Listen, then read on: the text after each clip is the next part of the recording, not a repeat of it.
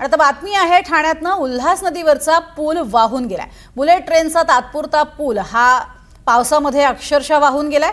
जुलै महिन्याच्या मुसळधार पावसात उल्हास नदीवरील बुलेट ट्रेन प्रकल्पाचा तात्पुरत्या स्वरूपात केलेला पूल अक्षरशः वाहून गेलाय। या कामकाजादरम्यान सामान वाहून नेण्यासाठी हा पूल तात्पुरत्या स्वरूपामध्ये उभारण्यात आलेला होता।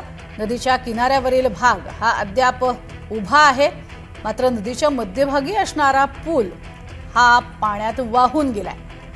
त्यामुळे अर्थातच तात्पुरत्या स्वरूपात असणारा हा पूल जरी असला तरी सुद्धा त्यावरनं मालाची ये-जा केली जात होती, ने-आण केली जात होती।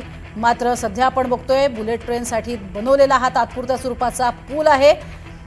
अगदी थोडक्या पावसानं या पुलाची ही अवस्था केलेली आहे। यातूनच अर्थात येत्या काळामध्ये कशा स्वरूपामध्ये पूल असणं अपेक्षित आहे हे मात्र अधोरेखित केलं जाते।